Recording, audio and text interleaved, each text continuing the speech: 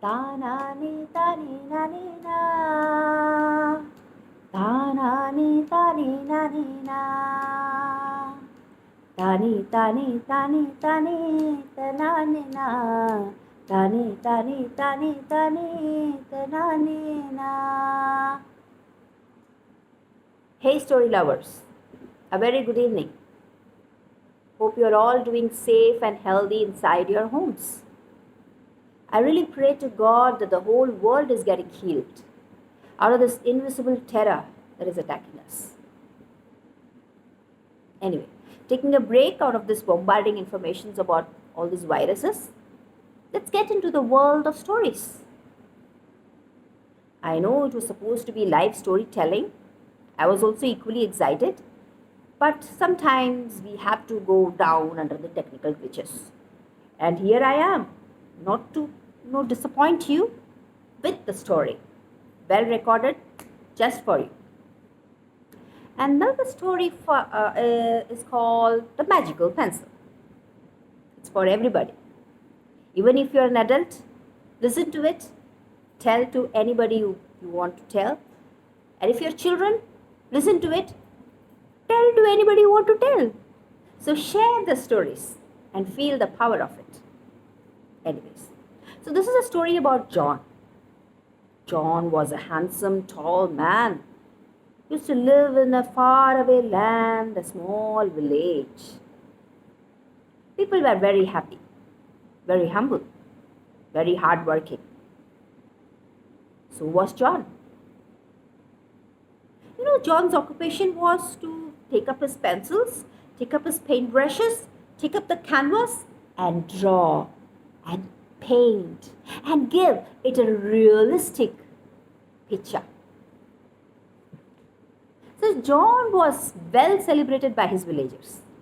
He was told, "Oh, John, you're so talented. You just paint our pictures as if it's all real. We just cannot identify who is not, who is real." So talented was John. So his paintings were on hot sale. Everybody would come and get his paintings for the nominal prices that he would charge. But within few years or so, the whole villages, not even a single house, did not have their wall covered by John's paintings. It was good. But how long people can keep on buying his paintings? Their walls were already full.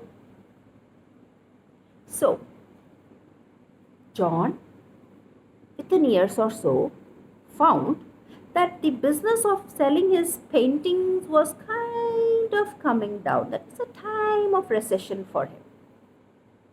Realizing, he thought, I think I must go to the next city or so and then try my business there. But John was living in this village since birth, and he somehow didn't want to leave it as well. His heart was telling, "Oh, don't go." But his brain was telling, "Oh, go and earn." Anyways, John did not have many friends. The one friend that he had was just out of the village.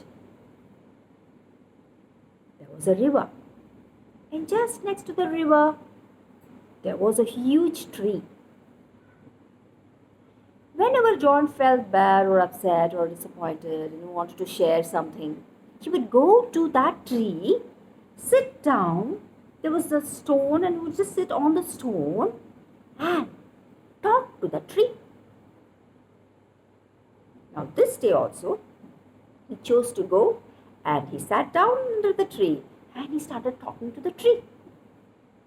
"I don't want to go anywhere, but I have to earn as well. I feel bad that my paintings are no longer saleable."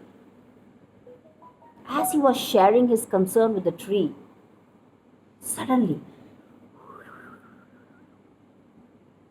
just above the branches, a bunch of leaves started to shake. Just behind the leaves was seated the little blue fairy. She was looking at John and she felt so pity for this hard-working man. She thought, oh, John is so good. He comes here so frequently and talks to us. I should help him. Thinking, she set on to some work. Next day, John again went back to the same tree, sitting and trying to, free his feelings. Just wanted to talk to the tree. And then as he just opened his mouth, from somewhere, a pencil fell.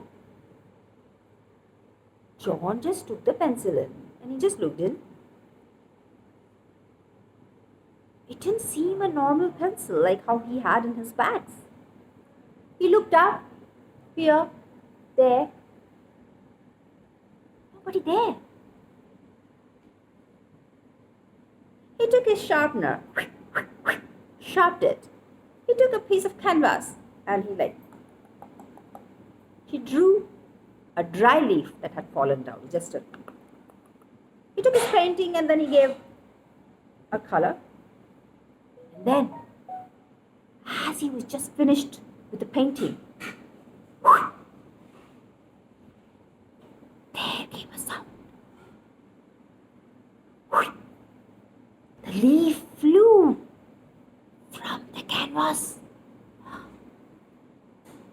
The canvas was back again, plain. And the painting fell down with life.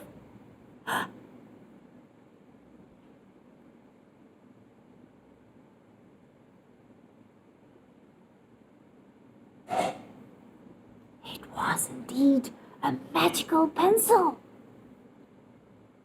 Whom do you think would have given this pencil? You guessed it right. Yes, the little blue angel. Anyways, so John just took the pencil. He was kind of shocked. He thought, oh, maybe I'm just hallucinating.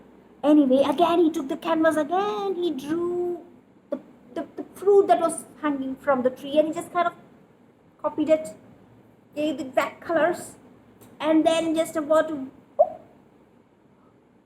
as he had finished, there popped out from the canvas the fruit and fell in front of him. John knew this was indeed a magical pencil. Now he wanted to try this out. So he rushed back to his house, took up the big canvases, and he started to draw. His wife was screaming at him, oh, there's no supper to eat and you're drawing. He immediately drew a bowl of hot food.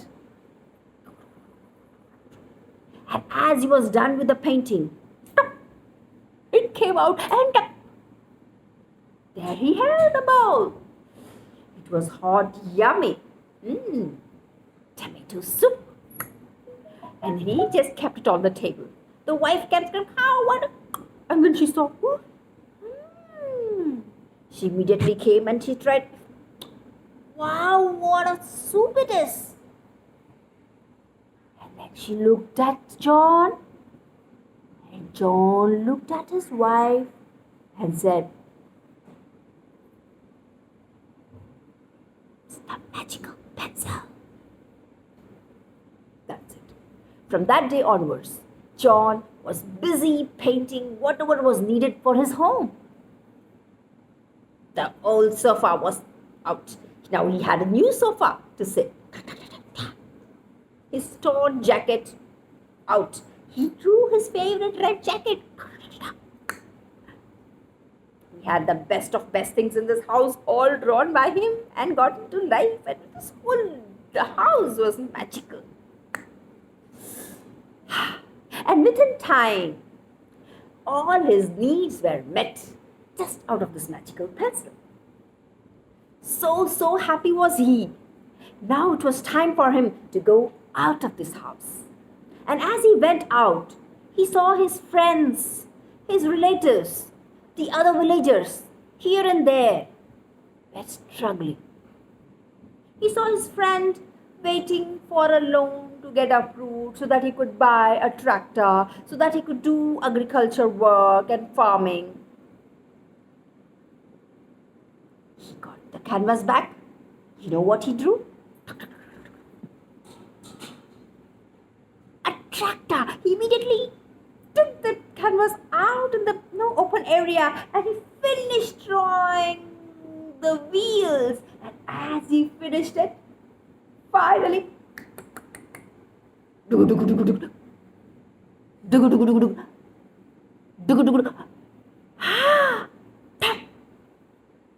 just for the amazement for everybody, there stood brand new, super cool, fast, well-branded tractor. He gave it to his friend. He said, "Go, brother, do your work." The friend was rejoiced. He thanked John and he went. And then he looked around. There were a lot of poor people. He tried to draw whatever they wanted. He tried to draw it and give it to them. And slowly and steadily, if you saw, within a year, the whole village became so self-sufficient. Everybody had whatever they needed, thanks to John and his magical pencil. But the villagers were very hardworking. Nobody quit their working. So they kept on working on their, and they were earning money. So they were never to do with the magical pencil because it was giving them free. They never took that for granted. Anyways, so within 2 years or 2 to 3 years, the whole village was so happy. Imagine if everyone in this world are so happy, wealthy, no health issues. Just imagine how the world will look. Yes, so peaceful, right? So blissful. And that village also became such a one. One fine day, as John was sitting and he was looking at the pencil, he thought, I have got whatever I want. My people have got whatever they wanted. Now what is the use of this magical pencil?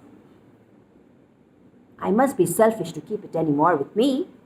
So he went back to the same old tree, to his friend, and he said,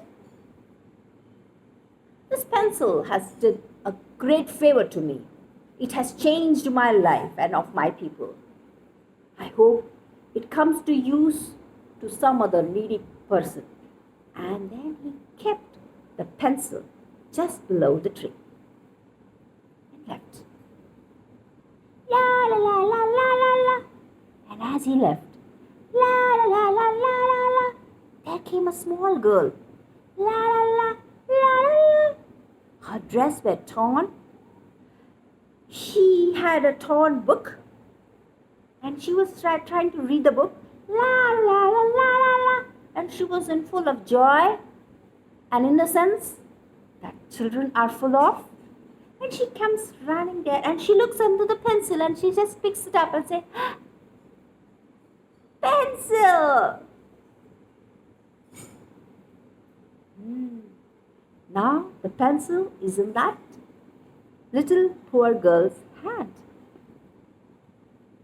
So listeners, as you listened to this story, tell me, fill the ending. Tell me the ending. Yeah? It's if it is children or parents or anybody who's watching, tell me, what would happen next? What do you think the child would have used this for? Question number 1. Question number 2. If in case this pencil comes to you, not this pencil, meaning the real magical pencil comes to you, what will you ask for? What will you draw? It'll be nice to see your drawings, your wishes in the comments. Yeah. So please share in your feedback. And of course, question number 1, what will the child do? And question number 2, what will you do if you have it in your hand? So hope you enjoyed my story. This is Srividya Veeraraghavan signing off from you all. Have a good night and have a safe, beautiful life ahead. Thank you so much for listening. Thank you.